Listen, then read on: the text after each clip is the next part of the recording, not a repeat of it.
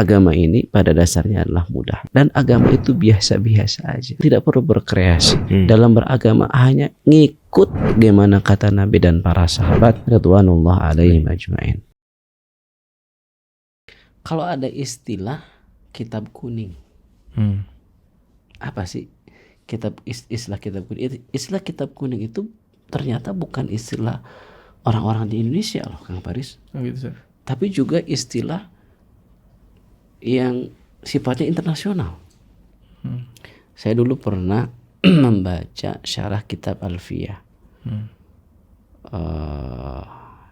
Di muqaddimahnya itu disebutkan ada istilah al-kutubus safra. Kitab kuning artinya kan kutubus safra itu. Nah, apa ini maksud dengan kitab kuning ini?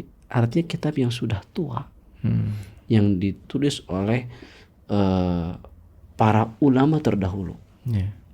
Berarti semakin tua semakin kuning. Nah, kalau sekarang kita kan ada istilah wajib belajar kitab kuning. Kitab Al-Muzani ini Syarhus Sunnah, kalau dibandingkan dengan kitab-kitab kuning yang lain yang ma'ruf di Indonesia, misalnya anggaplah kitab Riyadhus Shalihin, kitab kuning kayak Imam An-Nawawi, ini lebih kuning lagi. Al-Imam An-Nawawi ya hidup di abad ya sekitar 7 Hijriah kan, kurang lebih lah. Nah, ini abad 3 Hijriah, berarti 400 tahun sebelumnya, lebih kuning lagi nih.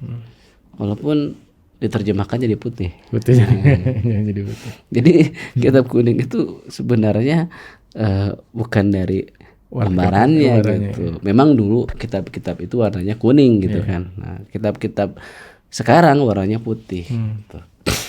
Tapi intinya tadi, maksudnya kitab-kitab yang tua. Nah, saya sangat berkeinginan itu agar kaum muslimin tercerahkan. Bagaimana sih akidahnya ulama salaf dulu, orang-orang yang hidup di abad 3 Hijriah misalnya, yang abad 4 Hijriah, yang betul-betul belum tercampur dengan berbagai pemikiran, apalagi tercampur dengan pemikiran-pemikiran filsafat.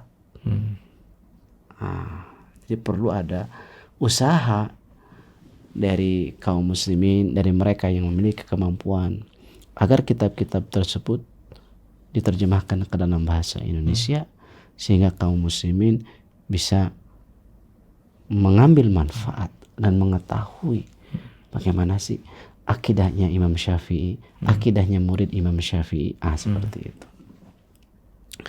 Banyak sekali ya buku-buku atau kitab-kitab yang bahas tentang masalah akidah yang ditulis oleh ulama-ulama Syafi'iyah.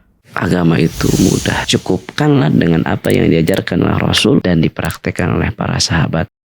Belajar Islam, berilmu sebelum berucap dan beramal.